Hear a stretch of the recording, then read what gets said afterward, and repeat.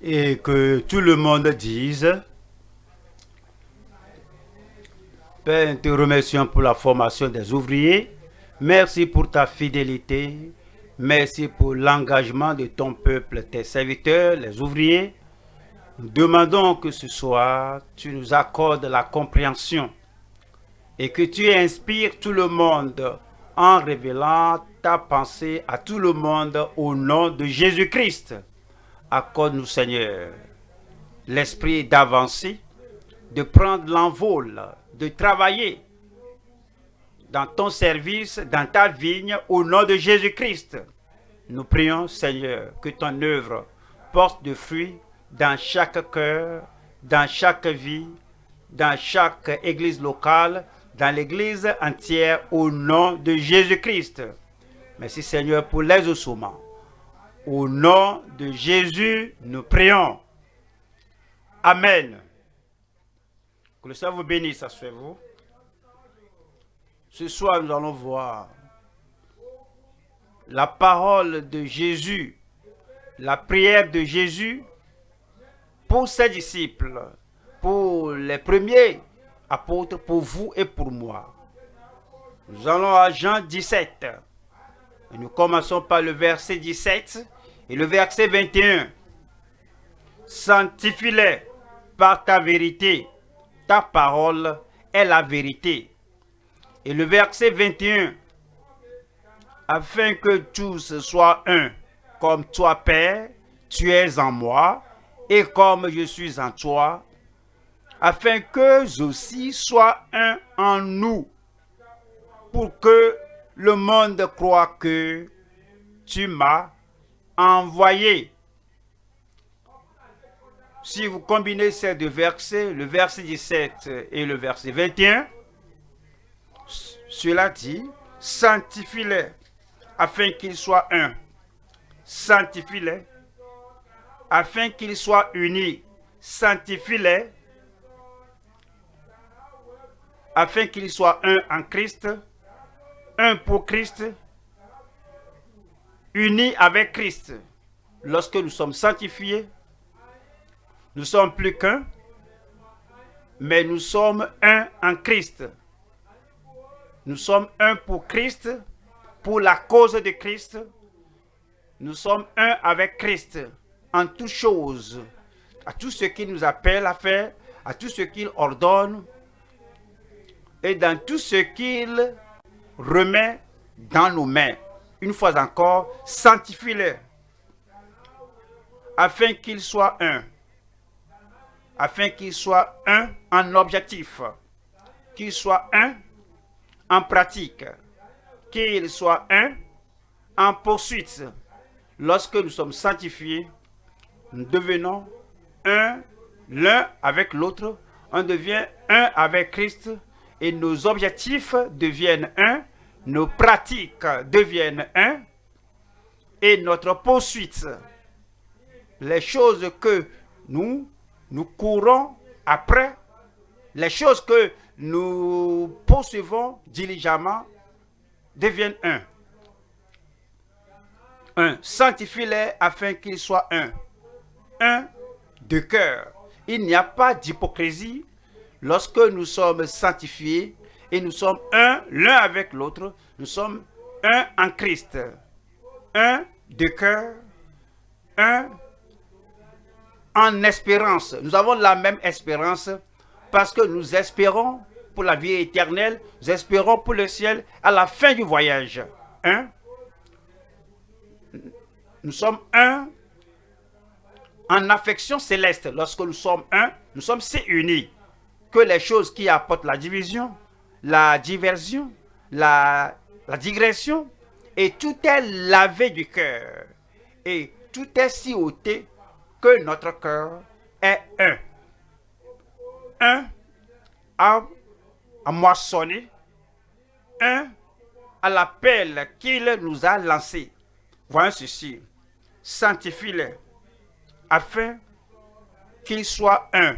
Quel que soit notre nombre, lorsque nous sommes sanctifiés, nous sommes en accord. On se voit en accord, on œuvre en accord, on lit et on étudie, on apprend la parole de Dieu en accord. Nous sommes un en affection. Nous mettons nos affections sur les choses célestes et non sur les choses sur la terre. Il nous purifie, il nous lave, il ôte toute la saleté et les souillures du monde de notre cœur. Nous sommes en accord, nous sommes un en affection, nous sommes un en devoir.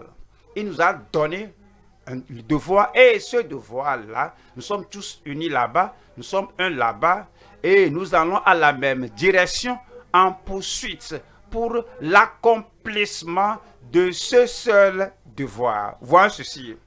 Sanctifie-les afin qu'ils soient un. Lorsque nous sommes sanctifiés, nous sommes un en doctrine. On ne croit pas aux choses multiples, que l'autre croit le haut, croit ce qui est en haut, l'autre croit ce qui est en bas, l'autre croit à la sainteté, l'autre croit à ce qui n'est pas possible. Pour que quelqu'un soit saint ou pur, lorsque nous sommes sanctifiés, on est un en doctrine, on est un dans nos interactions, dans les choses que nous faisons, dans les choses que nous pratiquons, nous sommes un en dévouement, en dévotion. Notre cœur décide de faire ce que le Seigneur a ordonné de faire. Un en doctrine, un en œuvre, un en pratique, un en dévotion. Et si vous voulez savoir si vous êtes sanctifié ou pas, vous allez retrouver dans votre cœur, dans le tréfonds de votre cœur. Es-tu un en lui, pour lui, et es-tu un avec lui? Tu vas retrouver dans ton cœur. Es-tu un de cœur avec le peuple de Dieu et un en espérance, un en affection céleste? Es-tu un en objectif? Es-tu un en passion? Es-tu un en poursuite avec le peuple de Dieu? Es-tu un en accord? En un devoir? Es-tu un en affection? Donc, comme nous voyons ceci aujourd'hui, nous ne voulons pas seulement étudier et emmagasiner cela mentalement. Nous voulons faire l'expérience dans le cœur qui dit sanctifie-les afin qu'ils soient un. Nous allons voir 3 points ici dans le message. Première partie. La conversion dans le salut et à travers le salut. 2. La consécration avant et après la sanctification. 3. La conservation pour son service et dans son service. Voyons la première partie, premier point. La conversion dans le salut et à travers le salut. Voyons Jean chapitre 17. Nous lisons du verset 6. J'ai fait connaître ton nom aux hommes que tu m'as donnés du milieu du monde. Ils étaient à toi. Et tu me les as donnés. Et ils ont gardé ta parole. Verset 7. Maintenant, ils ont connu que tout ce que tu m'as donné vient de toi. Verset 8. Car je leur ai donné les paroles que tu m'as données, et ils les ont reçues, et ils ont vraiment connu que je suis sorti de toi, et ils ont cru que tu m'as envoyé. La conversion, ils étaient convertis dans le salut, et dans ce salut-là, il y a la conversion. À travers ce salut, il y a la conversion. Voyons 3 choses ici. Premier sous-thème ici. La repentance et l'abandon du monde du péché. 2. La restauration et l'affranchissement du salaire du péché. 3. La résolution à suivre la voie du salut. Première partie. La repentance et l'abandon du monde du péché. Jean 17, verset 14. je leur ai donné ta parole, et le monde les a haïs, parce qu'ils ne sont pas du monde, comme moi, je ne suis pas du monde. Verset 15. Je ne te prie pas de les ôter du monde, mais de les préserver du mal. Verset 16.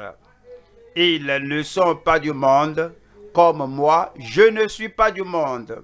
Le Seigneur a accentué qu'il a appelé ses disciples aussi bien qu'il nous a appelés hors du monde. Il nous a amenés dans le royaume. Dans le monde, il y a les ténèbres. Il nous a appelés hors des ténèbres du monde. Dans le monde, il y a le péché. Il nous a appelés hors du péché du monde. Dans le monde, il y a le mal. Il nous a appelés hors du mal du monde. Dans le monde,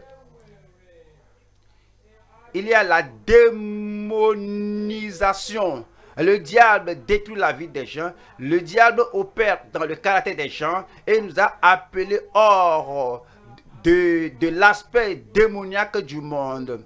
Il nous a appelés de la vie mauvaise du monde. Le Seigneur nous a appelés hors de cela. Dans le monde, il y a la damnation et la condamnation. Et le Seigneur nous a appelés hors de cette condamnation et hors de cette damnation. Il nous a appelés de la corruption dans le monde. C'est pourquoi c'est dit qu'ils ne sont pas du monde, comme moi, je ne suis pas du monde. Si réellement nous nous sommes convertis, si réellement nous avons reçu le salut du Seigneur, toutes les choses que le diable, la chair, le monde apporte et présente aux gens du monde, alors il nous en a sauvés. C'est ce que fait la conversion, que nous sommes sortis hors du monde, nous sommes maintenant entrés dans le royaume de Dieu. Jacques chapitre 1 verset 26. Si quelqu'un croit être religieux sans tenir sa langue en bride, mais en trompant son cœur, c'est possible que quelqu'un trompe son cœur. Je suis chrétien alors qu'il ne ressemble pas à Christ. Je suis enfant de Dieu pendant qu'il ne vit pas comme un enfant de Dieu. Je vais au ciel alors que la grâce du ciel n'a pas d'impact sur sa vie. C'est possible que il est possible que quelqu'un se séduise et que, si quelqu'un croit être religieux sans tenir sa langue en bride, il utilise sa langue pour diffamer, pour mentir, pour faire le mal et se trompe d'être né de nouveau. Et la religion de cet homme est vaine. Verset 27. La religion pure et sans tache devant Dieu notre Père consiste à visiter les orphelins et les veuves dans leur affliction et à se préserver, c'est le salut, à se préserver, c'est la conversion, et à se préserver des souillures du monde. Alors pourquoi doit-il se préserver des souillures du monde? Jean 4, verset 4. Adultères que vous êtes, ne savez-vous pas que l'amour du monde est inimitié contre Dieu? Celui donc qui veut être ami du monde sera ennemi de Dieu. C'est pourquoi c'est dit en 1 Jean 2, 15 qui dit que n'aimez pas le monde. Lorsqu'on est né de nouveau, lorsque le salut du Seigneur est dans notre vie, alors cela ôte l'amour du monde de notre cœur. Nous aimons les gens parce que c'est dit, allez partout le monde et prêcher la bonne nouvelle à toute la création, mais nous haïssons, nous n'aimons pas la pollution du monde, la corruption du monde. Nous n'aimons pas toutes les pratiques iniques, les choses occultes, les choses mauvaises que les gens du monde font.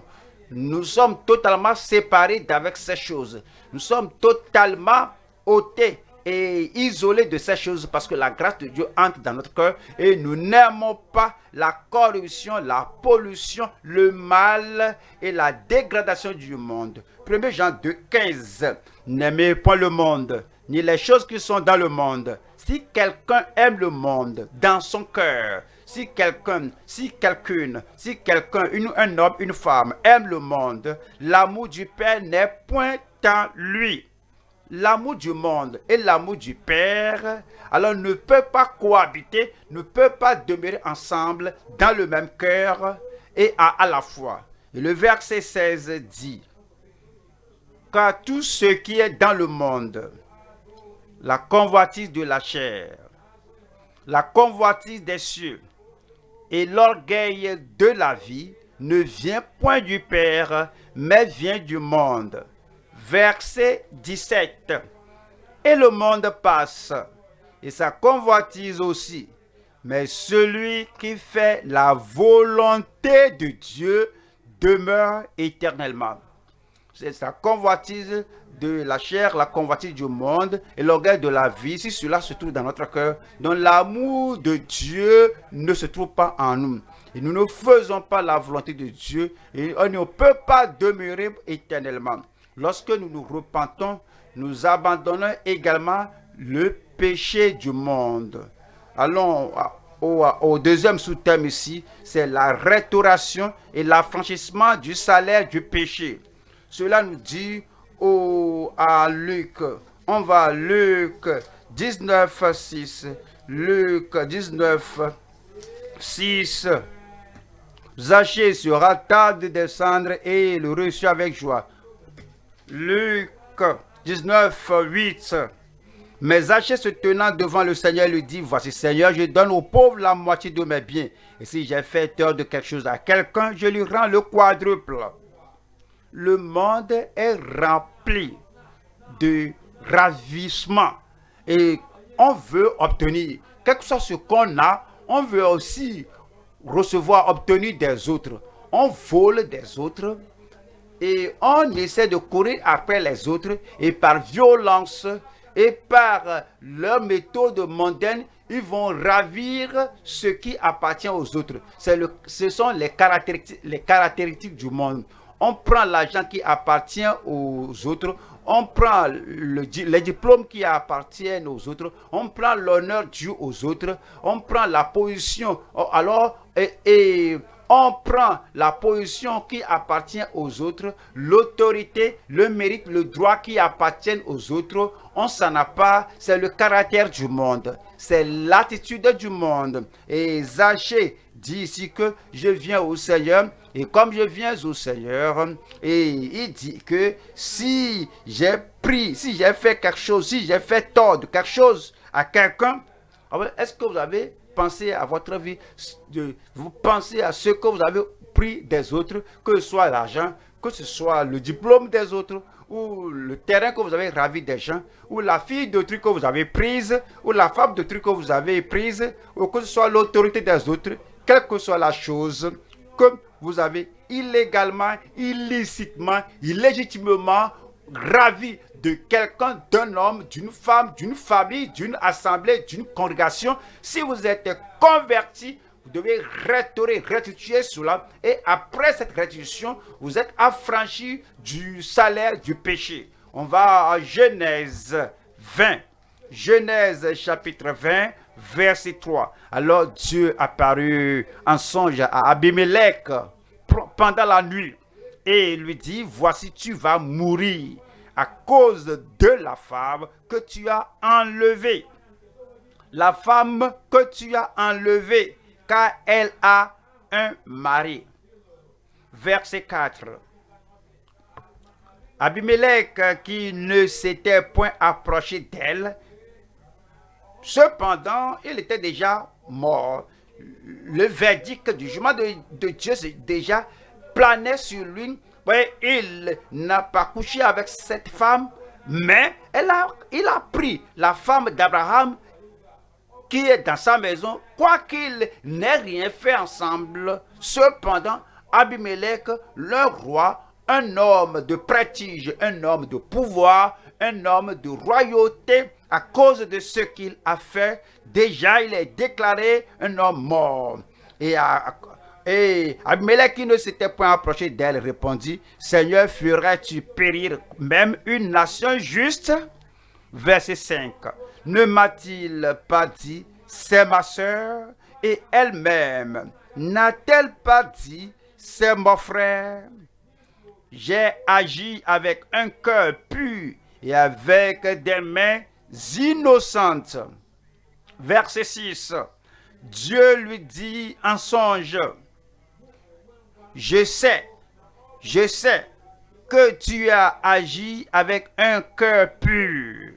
Aussi t'ai-je empêché de pécher contre moi. C'est pourquoi je n'ai pas permis que tu la touchasses. La Bible n'était pas écrite à l'époque. Cependant, la parole de Dieu a déclaré Abimelech étant un homme spirituellement mort, et s'il était mort dans cet état, il sera éternellement séparé d'avec le Dieu Tout-Puissant.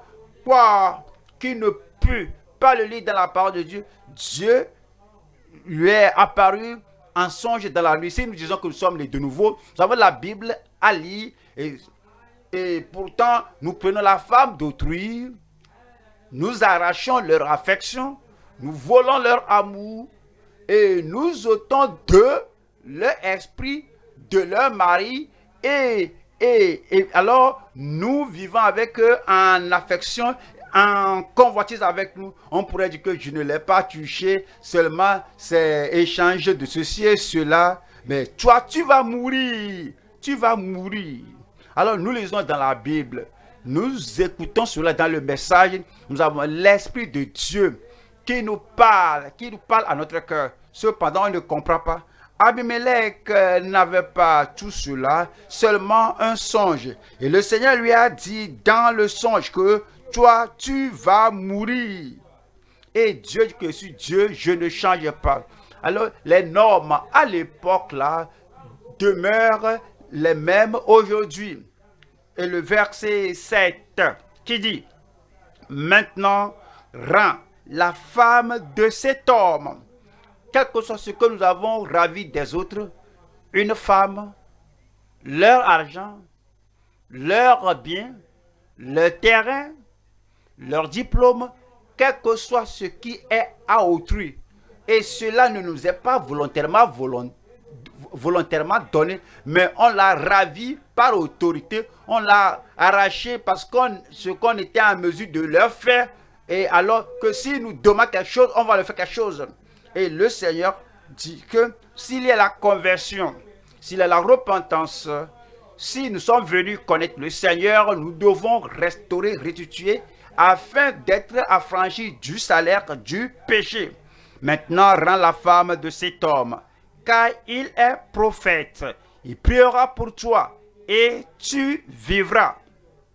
Mais si tu ne la rends pas, sache que tu mourras, toi et tout ce qui t'appartient. Et puis le verset 14 dit,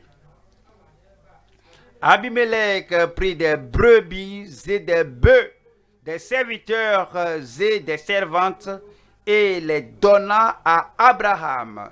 Et il lui rendit Sarah, sa femme. C'est l'évidence du salut. C'est l'évidence qu'il y a l'affranchissement de la convoitise de la chair et de la convoitise des yeux. Il y a l'évidence là-bas. Il y a l'affranchissement de l'orgueil de la vie. Je suis roi.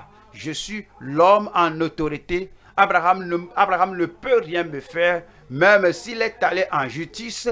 Oui, c'est moi qui contrôle les gens là-bas. Il n'y a rien que Abraham puisse me faire. Alors il n'y a rien de cette manière. Il était affranchi de l'orgueil de la vie. Il était affranchi de l'action des gens du monde. Et alors il a rendu la femme d'Abraham à Abraham. C'est dû à Romains. C'est dû à Romains chapitre 6, verset 23. Car le salaire du péché, c'est la mort. Mais le don gratuit de Dieu, c'est la vie éternelle en Jésus-Christ notre Seigneur. Nous allons ici à la troisième partie ici. La résolution à suivre la voie du Seigneur. C'est ce que les apôtres ont fait, c'est ce que les disciples ont fait. Lorsqu'ils ont entendu la parole de Dieu et ils étaient arrivés au Seigneur, alors ils ont suivi le Seigneur, ils ont suivi la voie du Sauveur, la voie du salut et la voie d'une soumission totale, d'un abandon total au Seigneur. Nous allons à Jean 17, verset 8. Jean 17, verset 8. Car je leur ai donné les paroles que tu m'as données. Le Père lui a donné la parole. Et Jésus-Christ a reçu cette parole et il l'a donnée à ses disciples. Sans rien ôter de la parole, sans rien ajouter à la parole. C'est comme ce que vous devez faire lorsque le Seigneur parle et nous donne la parole. On ne retranche rien de la parole, on n'y ajoute rien. Et car je leur ai donné les paroles que tu m'as données et ils les ont reçues. Et ils les ont reçues. Un pécheur qui veut le salut authentique ne doit pas argumenter avec le Sauveur. Le chercheur qui cherche le véritable salut ne va pas critiquer le Sauveur. La parole que nous déclarons au sujet de la repentance, de la réconciliation avec Dieu, la parole que nous déclarons au sujet de la justice de Dieu en l'homme, c'est la parole que nous avons reçue. On n'essaie pas de dire Jésus, mais Jésus, la grâce n'a-t-elle pas tout couvrir? Devons-nous être justes? Ta justice ne peut-il pas nous être imputée et nous permettre de vivre tel qu'on le veut et que la justice m'amène au ciel? Lorsque quelqu'un veut un véritable salut et il est sérieux d'aller au ciel, le chercheur, le pécheur n'argumente pas avec le Sauveur, car je leur ai donné les paroles que tu m'as données et ils les ont reçues. Et ils ont vraiment connu que je suis sorti de toi et ils ont cru que tu m'as envoyé. Et puis il nous dit au verset 12, lorsque j'étais avec eux dans le monde, je les gardais en ton nom. Je les gardais en ton nom. Je les gardais loin du monde. Je les gardais des festivités et des souillures du monde. Lorsque j'étais avec eux comme leur sauveur, je les ai gardés des perversions et de la pollution du monde. Lorsque j'étais avec eux dans le monde, je les gardais en ton nom. J'ai gardé ce que tu m'as donné et aucun d'eux ne s'est perdu. Voilà le verset 15. Verset 15. Jean 17, verset 15. Je ne te prie pas de les ôter du monde, mais de les préserver du mal. J'étais avec eux, je les ai gardés. Je viens maintenant au ciel. Alors je vais maintenant au Père, je prie, Père, en ma présence physique, garde-les, préserve-les du mal. Je prie que le Seigneur nous préserve et vous préservera. Jean 8, verset 11. Jean chapitre 8, verset 11. Elle répondit, non Seigneur, et Jésus lui dit, je ne te condamne pas non plus. Je condamne ton adultère, mais je ne vais pas te lapider. Je ne vais pas te lapider. Je suis la seule personne qualifiée. Celui qui n'a pas de péché en vous, qu'il jette la première pierre. Je pourrais faire cela, mais je suis venu sauver. Je suis venu pardonner. le repentant, je suis venu laver, je suis venu détourner le pécheur des ténèbres à la lumière. Je ne te condamne pas du passé, je vais te donner un nouvel esprit, une nouvelle vie, que tu crois au Seigneur Jésus-Christ et que ta vie soit totalement différente. Maintenant, va et ne pêche plus. C'est suivre le Seigneur. Va et ne pêche plus. Celui qui pêche est du diable. Si tu continues de pécher, si tu continues de mener une vie immorale, si tu continues de mener une vie de transgression, tu seras du diable. Si tu es sauvé et tu as décidé de suivre le Seigneur, donc tu ne vas pas continuer dans les autres vies, alors va et ne pêche plus. Allons maintenant au deuxième point. Deuxième point, la consécration avant et après la sanctification. Quelque chose que nous avons mis sur l'autel lorsque nous cherchons le Seigneur pour la sanctification, pour la circoncision du cœur, pour la purification du cœur, quelque chose que nous avons déposé sur l'autel. Nous ne disons pas que je suis maintenant sanctifié, alors je vais retirer ma sanctification.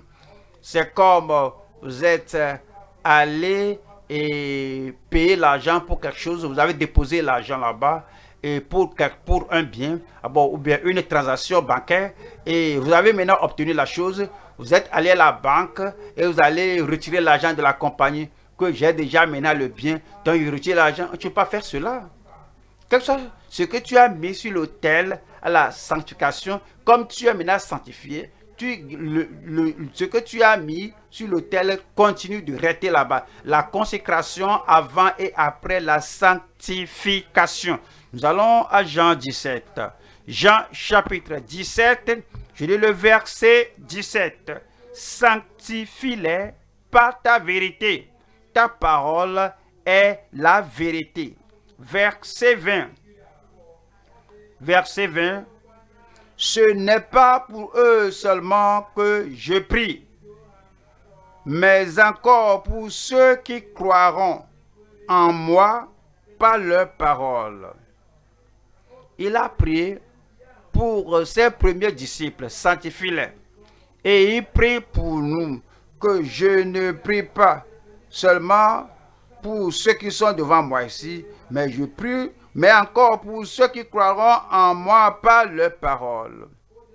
Oui, ces paroles sont écrites, alors pour nous donner une épître, un évangile, nous les avons lus. Au travers de ces paroles, nous croyons, au travers de la parole, nous sommes sauvés. Et comme nous croyons pour le salut, au travers de leurs paroles, maintenant, et alors, il veut que nous aussi, que nous soyons sanctifiés. Le verset 21, afin que tous soient les premiers disciples et les disciples des derniers temps, alors afin que tous, les premiers disciples et les disciples du Seigneur aujourd'hui, afin que tous soient un, comme toi, Père, tu es en moi et comme je suis en toi, afin qu'eux aussi soient un en nous. Pas un hors de nous. Et si nous allons hors de Christ, nous allons hors de la part de Dieu, il y a l'unité dehors là-bas. Ça, c'est l'union. Ça, c'est l'association. C'est une association œcuménique. Ça, c'est le syndicat des hommes, des femmes, l'union, l'association ou le syndicat des pécheurs. Mais si nous allons demeurer dans l'unité pour laquelle Christ a prié, nous devons demeurer en Christ. Nous devons demeurer dans la parole de Christ, afin que tout soit un, que soit un en nous. Et afin que tout soit un, comme toi, Père, tu es en moi, et comme je suis en toi, afin que je sois un en nous, pour que le monde croie que tu m'as envoyé. L'objectif de l'unité, l'objectif d'être un, c'est que nous menions une vie différente du monde, que le monde prenne bonne note, que ces gens ne sont pas comme nous, parce qu'ils reconnaissent que nous, l'Église, en unité avec le Père, avec le Fils, que nous ne sommes pas comme eux. Alors cela va leur faire comprendre que voici une vie surnaturelle, voici une unité surnaturelle, voici voici ce qui poussera le monde et ce qui va pousser le monde à croire que le Père a envoyé le Fils. Nous allons voir trois sous-thèmes ici. Premier sous-thème, l'engagement des âmes sauvées au Sauveur. 2. La consécration dans la soumission totale pour la sanctification. Numéro 3. La contrôlabilité, c'est-à-dire de contrôler. La contrôlabilité du sanctifié par le sanctificateur. Nous allons à la première partie. Premier sous-thème ici, c'est l'engagement des âmes sauvées au Sauveur.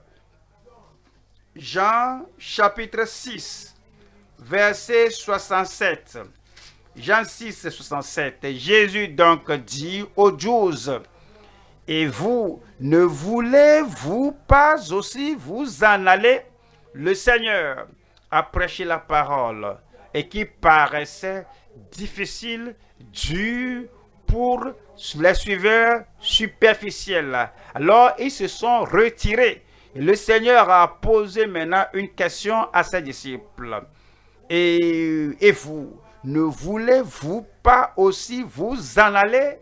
Verset 68. Simon-Pierre lui répondit, « Seigneur, à qui irions-nous?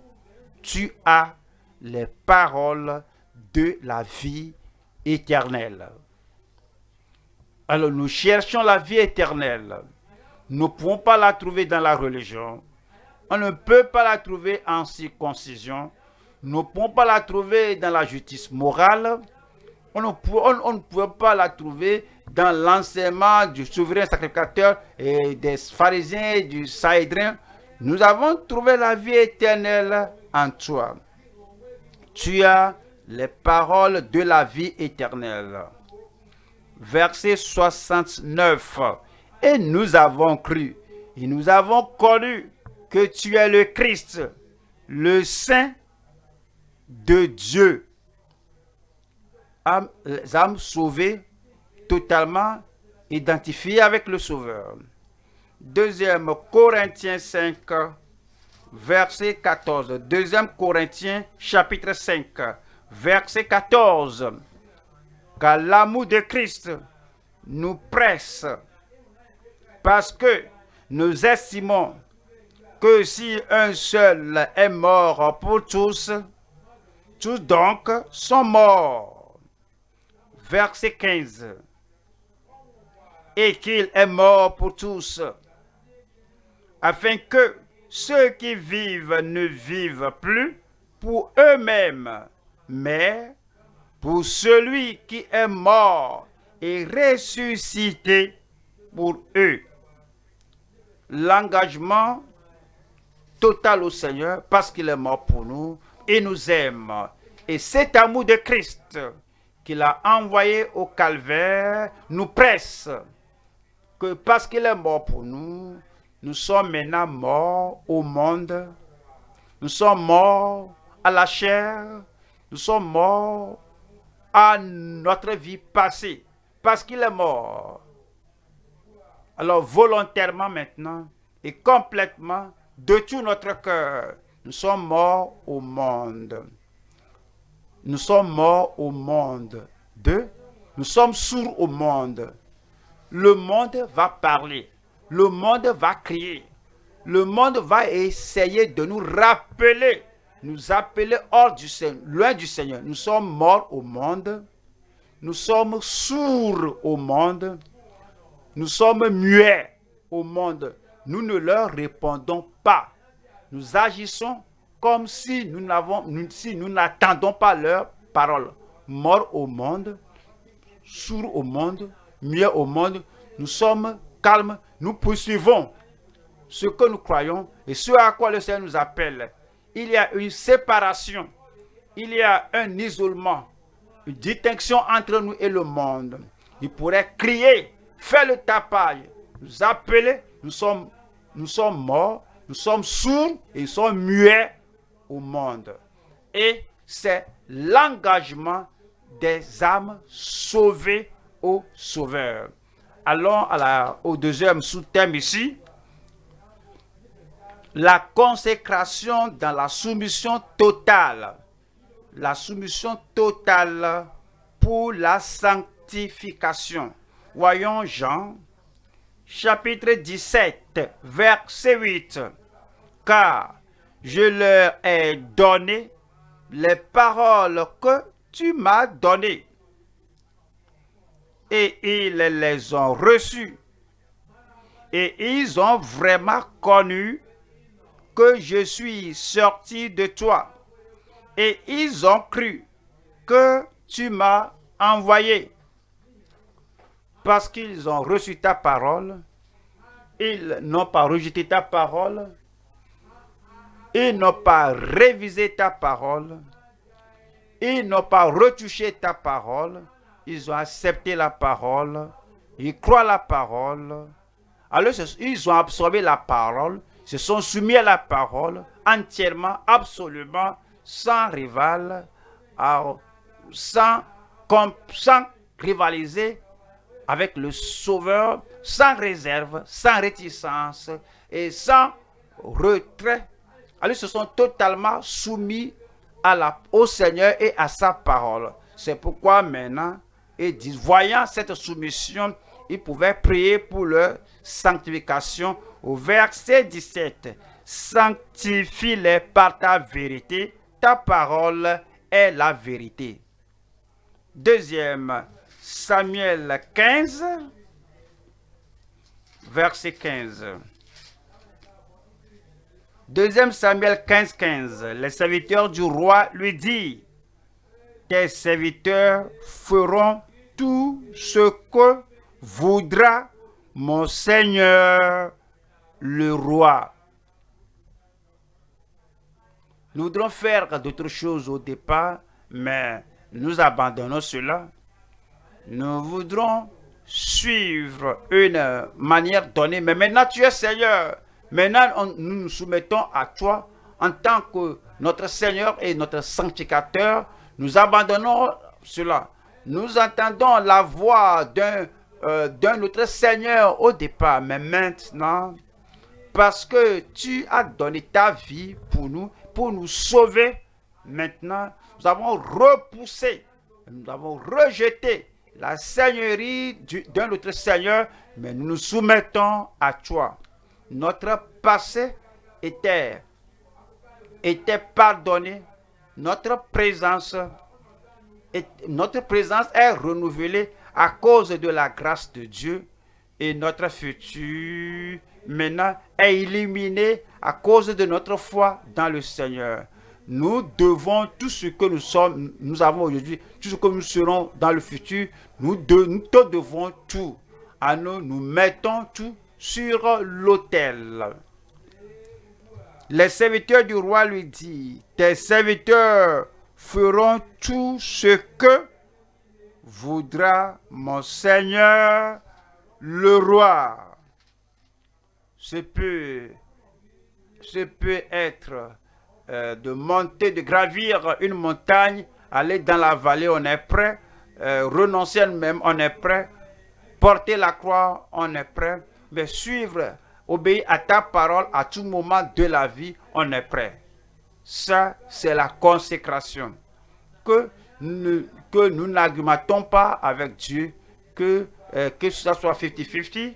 Jésus, dis-moi quelque chose, moi je te dis quelque chose, et puis on se partage la décision de la vie ensemble, pas du tout.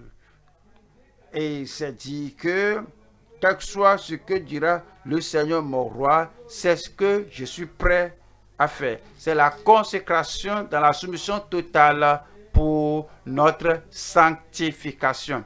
Nous allons nous allons ici à la dernière partie ici, la contrôlabilité du sanctifié par le sanctificateur. Nous allons à Jean 17, verset 17. Sanctifie-les, sanctifie-les. Jésus-Christ priait le Père. Ouais. Si nous pouvons nous sanctifier par nous-mêmes, Jésus-Christ, si nous pouvons le faire, si c'est possible, à notre part, Jésus ne devait pas prier. Si la sanctification est quelque chose de progressif, comme vient l'Église, comme on lit la Bible, comme on chante les cantiques, comme on devient mûr progressivement dans le Seigneur, on va rentrer dans la sanctification. Cela ne veut pas pousser Jésus à prier le Père pour le faire. Il a prié parce qu'il savait que voici la seule œuvre que Dieu doit faire. Et comme il a promis de sanctifier notre cœur, comme lui-même a promis d'ôter le cœur de pierre de nous, alors maintenant, Jésus prie, agis selon ta parole, sanctifie-les par ta vérité. Comprenez? L'erreur ne sauve pas. Les fausses doctrines ne peuvent pas sauver. La séduction ne peut pas sauver. Les paroles de motivation pour détruire les gens, pour séduire les gens qu'ils ont raison alors qu'ils ont tort, cela ne peut pas sauver, cela ne peut pas sanctifier. Donner une fausse assurance aux gens ne peut pas sauver, cela ne peut pas sanctifier. Seule la vérité, la parole. Montrer la voie de la sanctification, seule la vérité, la parole. Indiquer, doiter le sanctificateur, seule la vérité, la parole. Montrer l'effet et le résultat de la sanctification. Sanctifie-les par ta vérité. Ta parole est la vérité. Verset 21. Afin que tous soient un. C'est la puissante évidence de la sanctification. N'importe qui peut rendre son témoignage, proclamer, professer, écrire que je suis sanctifié. Mais nous parlons de la réponse de Christ et que Christ affirme l'évidence de la sanctification afin que tous soient un. Comme toi, Père, tu es en moi, et comme je suis en toi, afin qu'eux aussi soient un en nous, pour que le monde croie que tu m'as envoyé. Verset 22. Je leur ai donné la gloire que tu m'as donnée, afin qu'ils soient un comme nous sommes un. La grâce, je leur ai donné la gloire que tu m'as donnée. La beauté de la sainteté, la splendeur, la gloire que tu m'as donnée, je leur ai donné cette gloire. La force, la puissance pour mener la vie sanctifiée, pour mener la vie purifiée, je leur ai donné cela. La vertu que tu m'as donnée, moi aussi, je leur ai donné cela. La distinction de la vie que Jésus-Christ a mené cette vie glorieuse, distincte. Devant le Seigneur, la gloire que tu m'as donnée. Il dit que, afin qu'elle soit un, quel que soit ce qu'on a, la sanctification, afin qu'il soit un, la gloire afin qu'il soit un, la vertu afin qu'il soit un, les talents afin qu'il soit un, et la splendeur et la beauté de la sainteté que je possède, je leur ai donné cela pour un seul objectif, afin qu'il soit un. Mais qu'avez-vous? Qu'est-ce qui vous a été donné? Ce que vous avez, est-ce que cela vous éloigne de la maison de foi, des enfants de Dieu? J'ai ceci, j'ai cela. et puis, alors tu es orgueilleux, cela n'est pas donné par le ciel. La gloire, la vertu, la force, la splendeur, la beauté de la sanctification, les grandes expériences que tu m'as données, alors je leur ai donné afin que ceci soit un. C'est la raison pour laquelle il nous a donné cela, afin que ceci soit le Père, le Fils et le Saint-Esprit. Jésus et le Père étaient un, afin qu'ils soient un comme nous aussi un. Comme nous sommes un, verset 23. Moi en eux et toi en moi. Toi Père en moi, Christ. Moi, le Père en moi en eux. C'est la force du croyant. Il nous sauve. Il nous a sauvés. Il nous a sanctifiés. Il vit en nous. Il vit au travers de nous. Il planifie pour nous. Il discute avec nous. Il partage la pensée du Père avec nous. Sa puissance en nous nous pousse, nous dirige.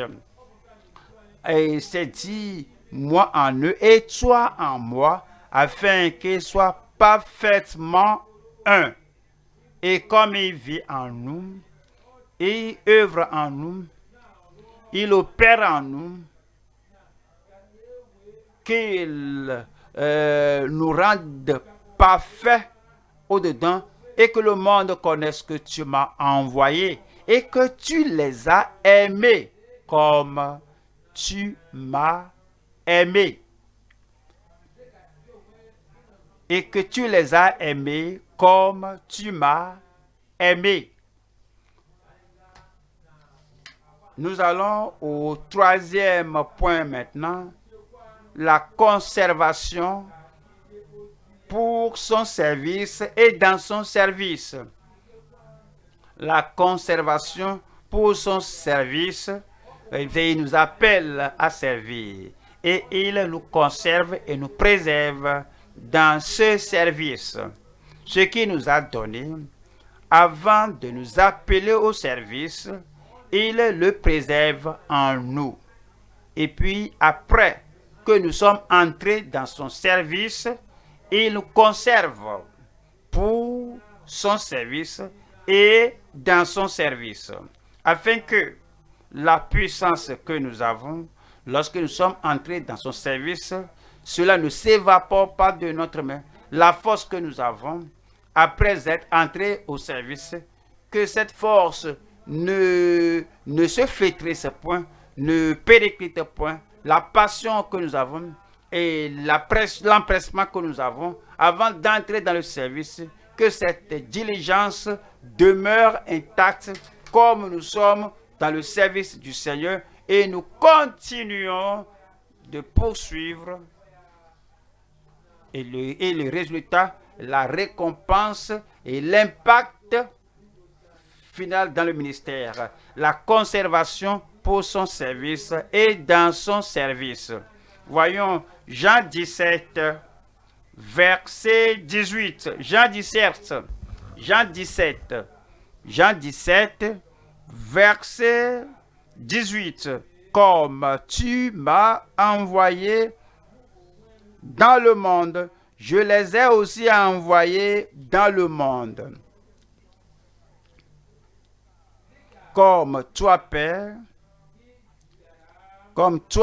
tu m'as envoyé dans le monde, je les ai aussi. De cette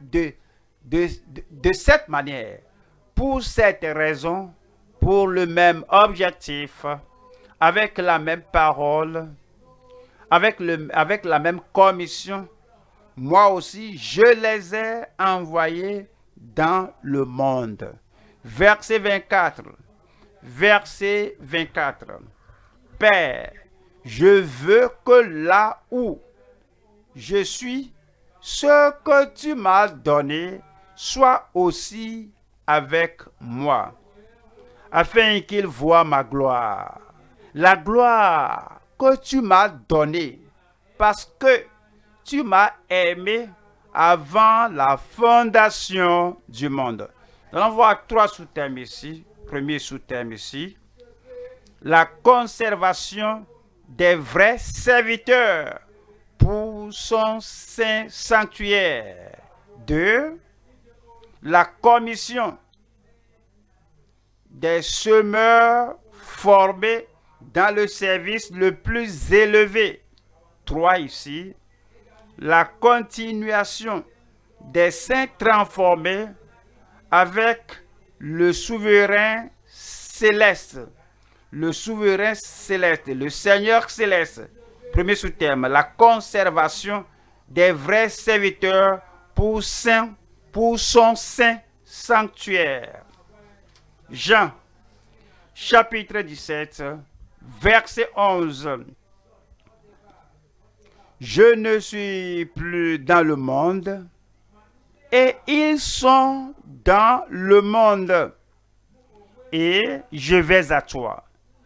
Père Saint, garde en ton nom ce que tu m'as donné, afin qu'ils soient un comme nous. Père Saint, Père Céleste, le Père élevé, garde-les ensemble, unis ensemble. S'ils continuent d'argumenter au sujet de qui est le plus grand parmi eux, ils ne feront pas l'œuvre. S'ils continuent de demander qui a la plus grande autorité, qui a le plus grand pouvoir, qui t'a fait un dirigeant sur nous, s'il continue avec des arguments de manque de sanctification, l'œuvre ne serait pas exécutée. Alors, sanctifie-les pour les ôter de cet orgueil. Père Saint, garde-les. Et qu'ils soient un comme sont un, sanctifie-les. Je pourrais continuer de dire que nous avons vu quelqu'un chasser les démons en ton nom et il ne nous suit pas. Et nous l'empêchons. S'il continue de cette manière et ils se disent être les seuls qualifiés de faire l'œuvre, personne ne doit faire le travail avec eux. L'œuvre ne serait jamais faite. C'est pourquoi, Père, garde-les de cette discrimination de vie non sanctifiée.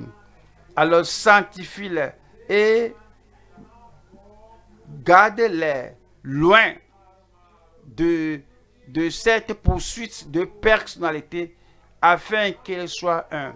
Il voyait quelqu'un chasser les démons en mon nom afin qu'ils soient un.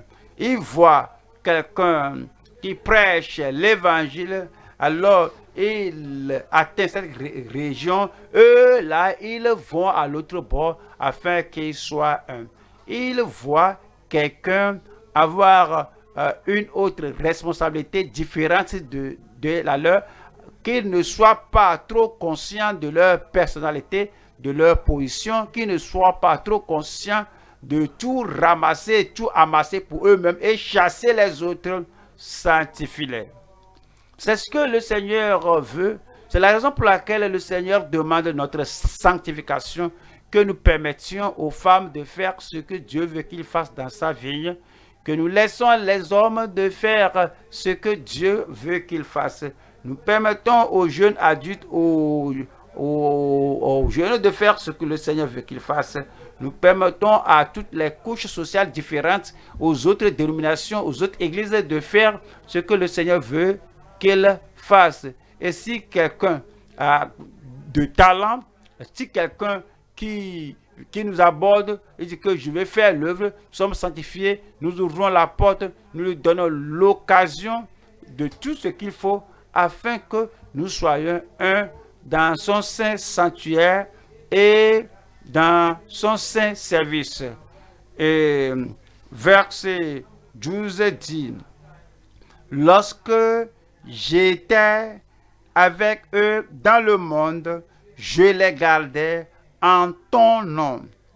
Ma présence avec eux a empêché Jacques de faire descendre le feu sur les Samaritains.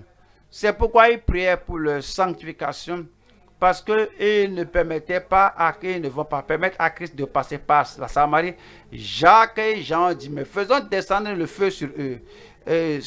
Oui, c'est ce tempérament tumultueux, ce tempérament orageux, ce tempérament colérique et destructeur. Sanctifie-les par ta vérité. Ta parole est la vérité. Lorsque j'étais avec eux dans le monde, je les empêchais de faire descendre le feu sur les Samaritains. Alors, la femme de Samarie était là. Lorsque Philippe était là à Samarie et leur a prêché Christ, et en un commun accord, ils ont cru à la parole. Il y avait une grande joie dans la ville là.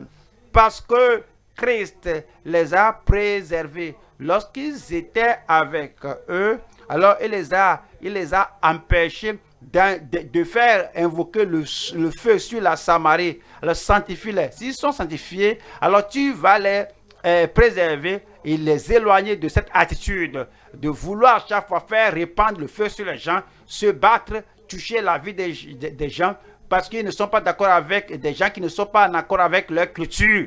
Ils veulent les détruire. Sanctifie-les. Lorsque j'étais avec eux dans le monde, je les gardais en ton nom. J'ai gardé ce que tu m'as donné. Et aucun d'eux ne s'est perdu dans la colère, et aucun d'eux ne s'est perdu dans la violence. Aucun d'eux ne s'est perdu dans le monde du mal. Sinon, le fils de perdition, c'est Judas Iscario, l'argent l'a ôté. Les pharisiens, les sadduciens qui cherchaient un traître l'ont saisi et l'ont ôté. Et la convoitise dans son cœur, alors a empêché la vertu et la puissance du Seigneur de ne pas agir dans son cœur, et sinon le fil de perdition, afin que l'écriture fût accomplie. Verset 13. Le verset 13. Et maintenant, je vais à toi, et je dis ces choses dans le monde, afin qu'ils aient en eux ma joie parfaite. Ayant les regards sur Jésus, le chef et le consommateur de notre foi, pour la joie qui est devant lui, il a supporté la croix, il a méprisé l'opprobre, la joie de finir l'œuvre du Seigneur, afin que ma joie soit en eux. Je prie que le Seigneur nous garde dans son saint service. Amen. Dans son saint sanctuaire, et qui nous garde dans sa sainte parole, l'écriture, pour toujours, au nom de Jésus. Jude 21. Jude 21. Maintenez-vous dans l'amour de Dieu. Dieu a aimé le monde qu'il a donné son Fils unique. Ce type d'amour que Dieu a manifesté pour le monde, maintenez-vous dans l'amour de Dieu, afin qu'ils sachent que tu les as aimés comme tu m'as aimé. Maintenez-vous dans cet amour superlatif de Dieu, ce qu'il a pour Christ et qu'il a pour vous. Maintenez-vous dans l'amour de Dieu, que tu aimes Dieu de tout ton cœur, de toute ton âme, de tout ton esprit et de toute ta force, que à tout moment et partout, quel que soit ce qui arrive, de tout ton cœur, de toute ton âme, de toute ta force, que tu aimes le Seigneur. Maintenez-vous dans l'amour de Dieu, afin que tous les hommes sachent que vous êtes mes disciples, si vous avez l'amour l'un pour l'autre. Et vous aimez les frères comme je vous ai aimé. Maintenez-vous dans l'amour de Dieu et aimez vos voisins, votre voisin comme vous-même, comme Dieu a aimé le monde. Il leur a donné la pluie et le soleil sans discrimination. Il leur donne cela afin qu'ils ne vivent pas sans témoignage, et il va amener plusieurs à lui-même. Alors maintenez-vous, la tentation viendra, les épreuves viendront, alors que c'est comme qu'on désiste de l'amour, qu'on quitte l'amour. Ouais, je les aime, regardez ce qu'ils nous font, mais ne permettez pas la tentation, aux épreuves, à ce qui se passe dans le monde, de décroître l'amour de vous en vous. Maintenez-vous dans l'amour de Dieu en attendant la miséricorde de notre Seigneur Jésus-Christ pour la vie éternelle. Verset 24. Or, à celui qui peut vous préserver de toute chute, il vous préservera de toute chute, et vous faire paraître devant sa gloire irrépréhensible et dans l'allégresse. Verset 25. À Dieu seul, notre Sauveur, par Jésus-Christ notre Seigneur, soit gloire, majesté, force et puissance dès avant tous les temps et maintenant et dans tous les siècles. Amen. Deuxième partie ici, deuxième sous-thème, la commission des semeurs formés dans le service le plus élevé. C'est nous qui semons les graines et le semeur est allé semer. Il veut nous garder dans le service le plus élevé. La commission des semeurs formés dans le service le plus élevé. C'est dit en Jean 17, verset 18. Jean 17, verset 18. Comme tu m'as envoyé dans le monde, je les ai aussi envoyés dans le monde. Le Père a envoyé son Fils unique dans le monde pour appeler le monde hors du péché au salut. De la même manière, le Seigneur nous envoie au monde pour prêcher l'évangile à toute la création. Jean 4, verset 34. Jean 4, 34. Jésus leur dit, ma nourriture est de faire la volonté de celui qui m'a envoyé et d'accomplir son œuvre. Verset 35. Ne dites-vous pas qu'il y a encore 4 mois jusqu'à la moisson. Voici, je vous le dis, levez les yeux et regardez les champs qui déjà blanchissent pour la moisson. Verset 36. Celui qui moissonne reçoit un salaire et amasse des fruits pour la vie éternelle, afin que celui qui sème et celui qui moissonne se réjouissent ensemble. Verset 37. Car en ceci, ce qu'on dit est vrai. Autre est celui qui sème et autre celui qui moissonne. 38. Je vous ai envoyé moissonner ce que vous n'avez pas travaillé. D'autres ont travaillé et vous êtes entrés dans leur travail. Jean 20, verset 21.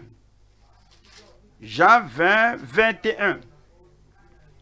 Jésus leur dit de nouveau, la paix soit avec vous.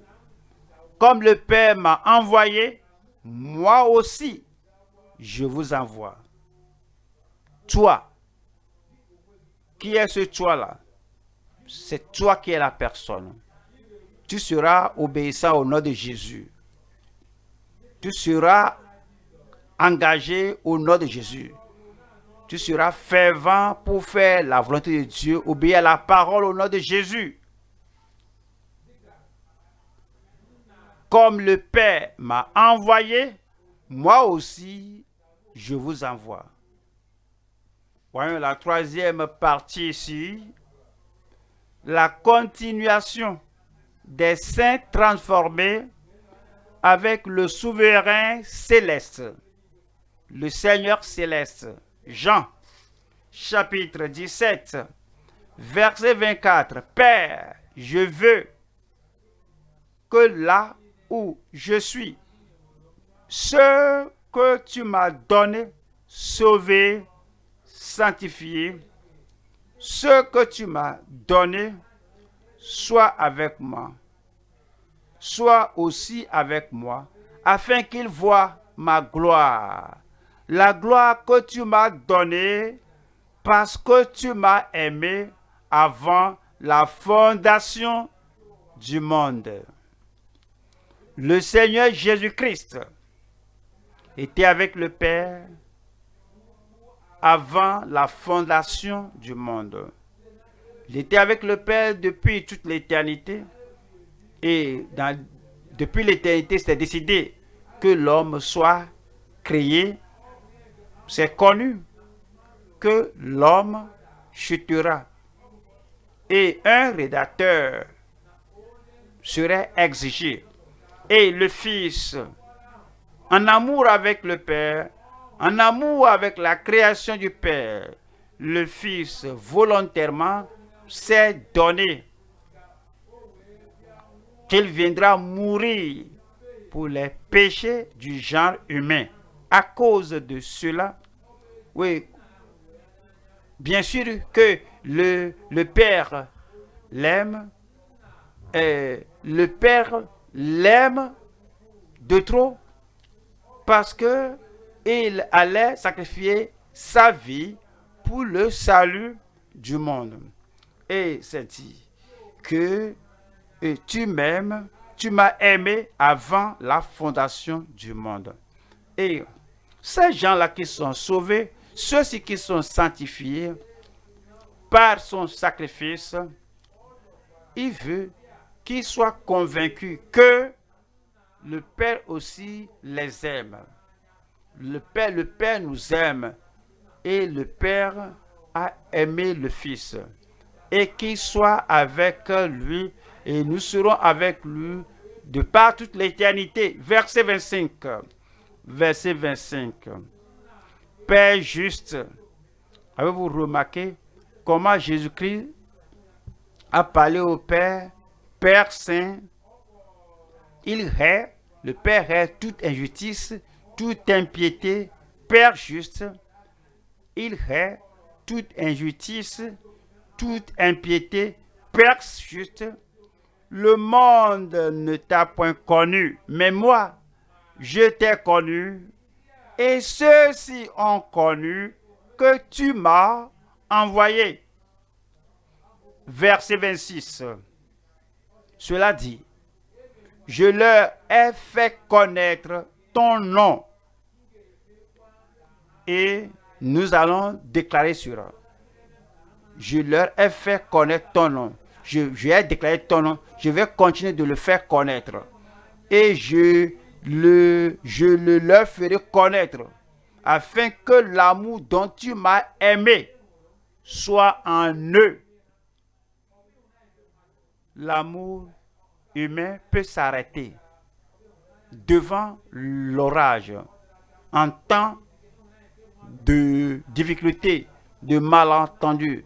Mais l'amour surnaturel de Dieu, répandu dans le cœur de ceux qui sont sanctifiés, et dit, afin que l'amour dont tu m'as aimé soit en eux et que je sois en eux. Puisse le Seigneur accomplir cela dans la vie de chacun de nous au nom de Jésus-Christ. Et lorsque Et lorsque le Seigneur lui-même viendra,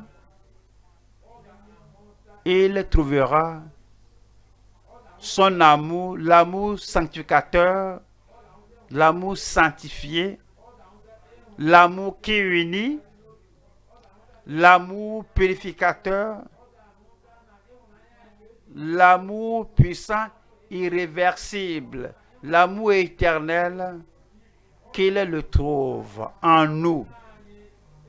L'amour qui n'a pas de dépravation, l'amour qui n'a pas de péché originel, l'amour qui n'a pas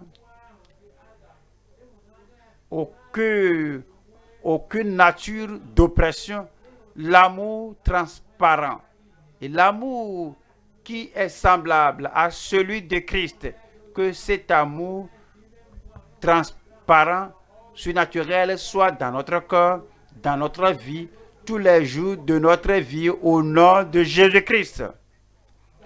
Que l'amour qui nous a donné, l'amour de Christ, que comme Christ a cet amour, il a cet amour, et continue de prêcher la parole, il continue d'évangéliser le monde, et quel que soit ce qui arrive, quels que soient les orages et les difficultés, que l'amour permanent, l'amour parfait de Christ, l'amour qui n'a pas de changement, l'amour qui n'a pas de variation, l'amour qui vient à la sanctification, la haine du monde, les difficultés dans le monde, les tentations du monde, la résistance du monde, le mauvais comportement du monde, les actes des pécheurs, l'amour que rien ne change, l'amour que rien ne transforme, qui nous donne cet amour et que nous continuons de faire l'œuvre de Dieu avec l'amour de Dieu, sans regarder ici et là, sans être éloigné de l'objectif de notre appel. Que cet amour-là demeure dans notre cœur pour toujours. Que Dieu lui-même ôte le soi-disant amour qui est égoïste, le soi-disant amour qui est égocentrique, le soi-disant amour qui est sociétaire, le soi-disant amour qui est fondé sur j'aime ceci, je n'aime pas ceci, et l'amour universel de Christ à la sanctification, l'amour qui purifie le cœur, que l'amour général, l'amour universel de Christ demeure en nous, que ce soit sous le soleil, sous la pluie, en haut ou en bas, quelle soit la condition du monde, quelle soit la condition dans laquelle on se trouve, que Dieu lui-même, par l'opération à la sanctification, par la grâce de Dieu, qu'il écrive la parole d'amour dans notre cœur, qu'il mette en nous la vraie nature de Christ, la vertu d'amour dans notre cœur, et à tout moment que nous aimions Dieu,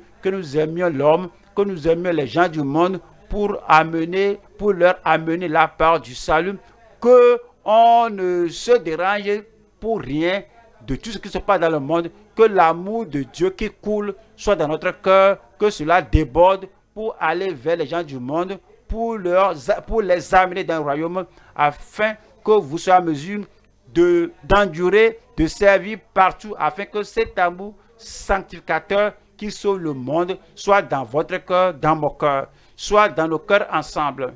Et partout on va, vous voyez, lorsque quelqu'un vient et avec un seau d'eau à la tête, si vous le touchez un peu, c'est ce qui est dans le seau qui va sortir. Lorsque l'amour là remplisse notre cœur et puis on est poussé un peu, tout ce qui arrive, c'est l'amour de Dieu qui va sortir du cœur, qui va répandre devant les gens. Je prie que l'amour là coule dans le cœur de chacun de nous au nom de Jésus-Christ. Tenons-nous debout maintenant et parlons au Seigneur dans la prière. Que cet amour déborde notre cœur, que cet amour nous pousse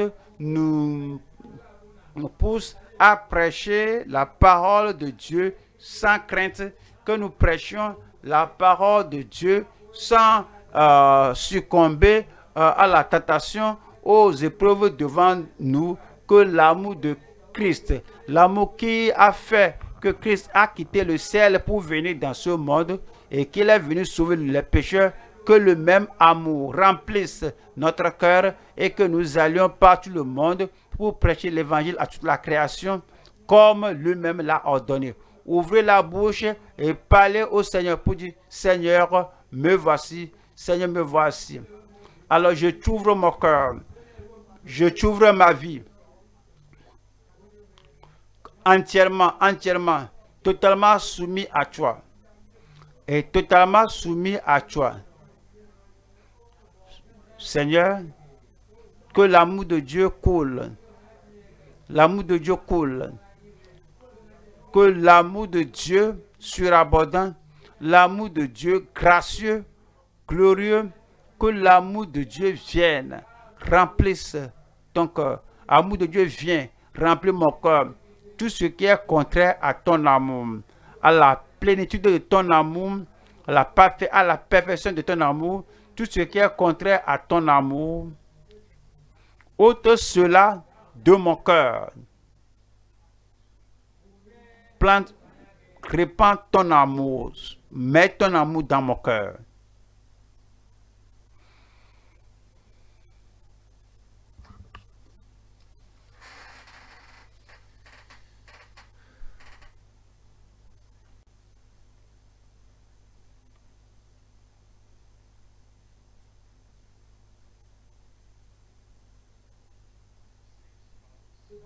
Comme il nous a sauvés, il donne la grâce d'aller et ne plus pécher.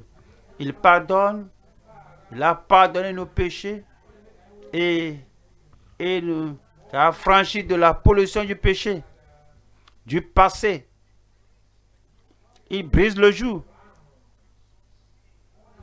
Il brise le joug pour ôter le péché. Il donne un nouveau cœur, une nouvelle disposition, une nouvelle attitude, la grâce, la vertu, l'habileté divine. Christ nous donne cela après nous avoir sauvés. Après le salut, il a ordonné, disant, va et ne pêche plus. Changez votre vie. Changez votre caractère. Change ta direction dans la vie. Change tes habitudes. Change ta compréhension des choses.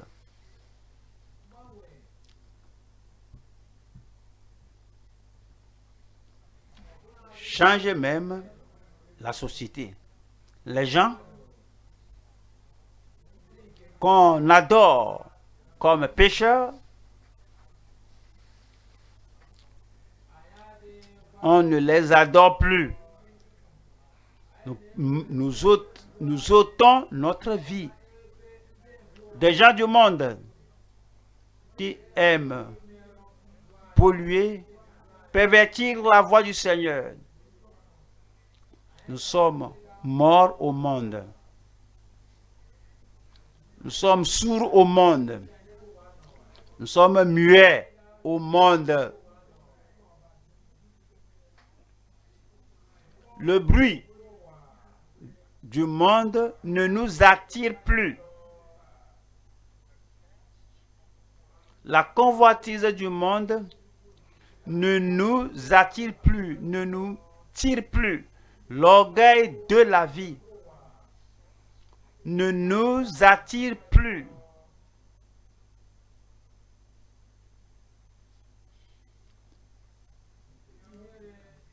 La honte, la dégradation, les habitudes pécheresses, ce qui fait la fierté du monde ne nous attire plus, ne nous attire plus. Vous n'êtes pas du monde, comme je ne suis pas du monde. Père Saint, garde-les. Préserve-les du mal dans le monde. Es-tu en accord avec le Seigneur pour te garder, pour te préserver du mal et de la nature diabolique dans le monde? Il a prié pour notre sanctification. Nous devons déposer tout ce que nous avons sur son autel. Notre amour pour lui, notre appréciation pour lui, notre dévotion au Seigneur, notre respect pour le Seigneur, notre obéissance, notre vie consacrée à lui, notre vie intérieure, totalement soumise, notre vie totalement soumise à lui, notre aspiration, notre ambition, tout cela déposé sur son autel. Notre personnalité, notre estime de soi, notre possession, notre dignité, nous donnons tout au Seigneur. Tout ce que nous avons, nous voulons servir le Seigneur de tout ce que nous avons. Cette consécration, nous en avons avant la sanctification. Et après la sanctification, nous gardons cette consécration au Seigneur. Et nous ne permettons à aucun rival. À aucun rival. Il n'y a pas de retrait. Il n'y a pas de retrait. Alors on ne doit retirer ce que nous lui avons donné. Il n'y a rien à rajouter. On ne doit pas rajouter notre consécration. Doit tout donner au Seigneur. Doit beaucoup donner. Nous devons donner plus si on le peut. On doit tout lui donner au Seigneur. On doit tout donner au Seigneur. Et c'est avec cette sanctification, avec cette consécration, avec cette soumission, avec cette déposition de tout sur l'autel, et il viendra sanctifier notre cœur. Sanctifie-les par ta vérité, ta parole est la vérité.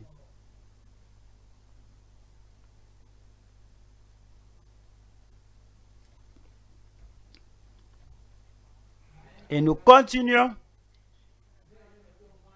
de nous consacrer au Seigneur, de nous soumettre à nouveau au Seigneur, au quotidien.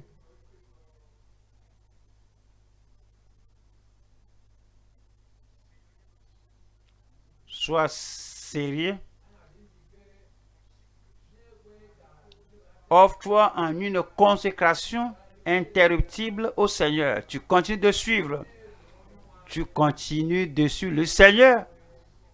Tu le suis comme étant ton Seigneur, ton souverain. Sans virer vers la gauche ni vers la droite. Et on demeure un en lui. On demeure un avec lui. Un pour lui. Un en doctrine. Un en action. Un en dévotion. Un en objectif.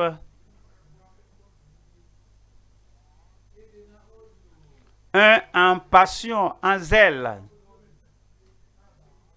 Un en pratique. Un en poursuite. Un en accord. En accord avec Christ, avec les croyants, avec l'Église, avec les gens de la même foi précieuse. Un, en accord avec les autres. Un, en affection.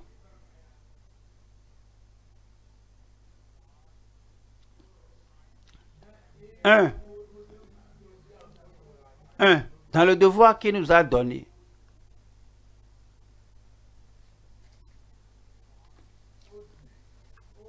Un, depuis le tréfonds du cœur. Un, en affection céleste. Un, en espérance.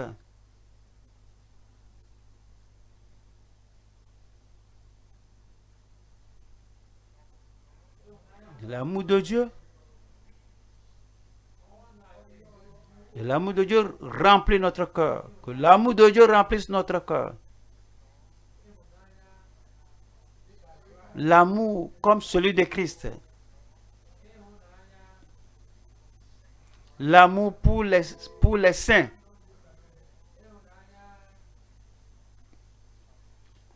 L'amour pour le salut du monde. Que rien n'entrave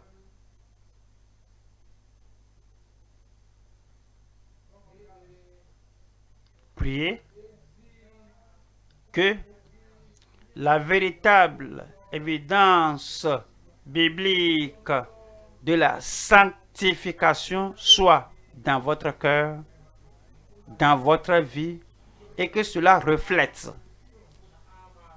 la grande opération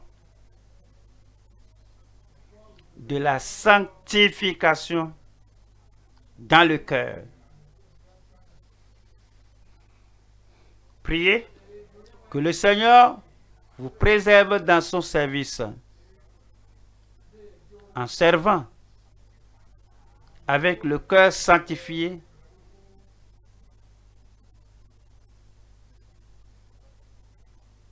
sans regarder en arrière.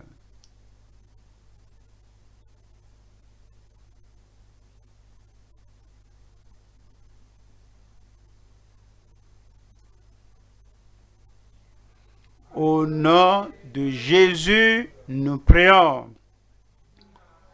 Père, nous te remercions de nous avoir amenés en ta présence pour nous parler par ton esprit. Et nous prions que tout ce que nous avons entendu et appris soit mis dans notre cœur au nom de Jésus-Christ. Que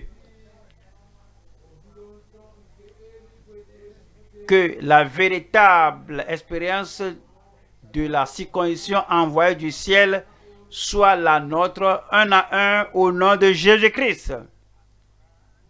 Et que la force, la vigueur, la vertu, la gloire, la splendeur de cette expérience de la sanctification sans laquelle personne ne verra le Seigneur.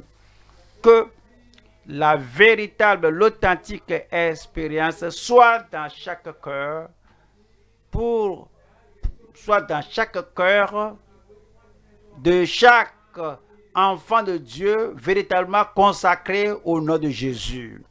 Nous prions que pour nous qui sommes ici et pour les anges et Dieu et Christ notre sanctificateur, que cette expérience soit visible, soit évidente au nom de Jésus-Christ. Nous prions, Seigneur, que le résultat de cette expérience soit l'unité, l'obéissance, l'amour et le service à rendre au Seigneur, sans réserve, sans distraction, sans diversion. Nous prions, Seigneur, que oui, cette expérience envoyée du ciel soit visible, évidente dans chaque vie au nom de Jésus-Christ. À la maison, à l'église, dans la société, dans les lieux publics, au bureau et partout où on se trouve. Que les gens sachent que la main du Seigneur nous a transformés et que l'amour de Dieu déborde de notre cœur vers Dieu, vers le peuple de Dieu et vers les pécheurs afin de les amener dans le royaume au nom de Jésus-Christ. Le monde ne lit pas la Bible. Seigneur, comme les gens regardent notre vie, comme ils nous observent, qu'ils lisent la Bible dans notre vie au nom de Jésus. Et que tu amènes des âmes dans le royaume par la puissante puissance de la sanctification que tu nous as donnée au nom de Jésus-Christ. Fais-le, Seigneur. Confirme-le dans chaque cœur. Au nom puissant de Jésus, nous prions.